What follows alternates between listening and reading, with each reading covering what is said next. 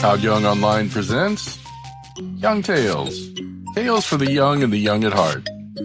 Today's story, Bulfinch's Mythology, the story of Atalanta. In ancient Greece, there lived a maiden named Atalanta, whose beauty was matched only by her swiftness and skill in the hunt.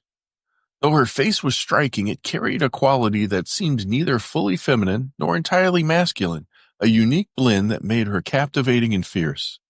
Atalanta's fate had been foretold. Do not marry, for marriage will be your ruin. Terrified by this prophecy, she fled the company of men and devoted her life to the pursuit of the chase.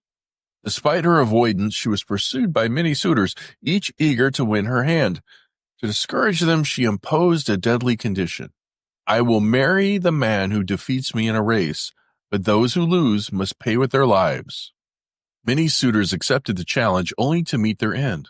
Among those drawn to witness this spectacle was a young man named Hippomenes. Seeing the suitors' reckless bravery, he scoffed. Who would risk so much for a wife? But when Atalanta removed her robe to prepare for the race, he was struck by her beauty and grace.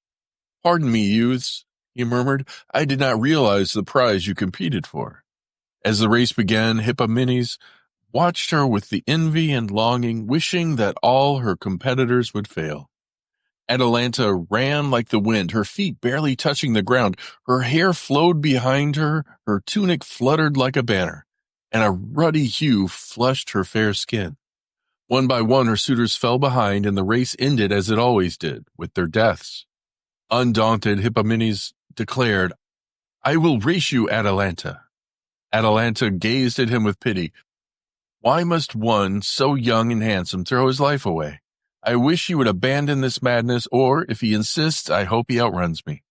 But her father urged her forward, and the spectators grew impatient for the race to begin. Before the contest, Hippomenes offered a prayer to Venus, goddess of love. Help me, Venus, for you have led me here. Venus heard his plea and decided to aid him. From her garden on the island of Cyprus, she plucked 3 golden apples and secretly gave them to Hippomenes, whispering how he should use them. At the signal, Atalanta and Hippomenes took off, their feet barely disturbing the sand. The crowd's cries echoed across the field. Haste! You gain on her! Don't relent!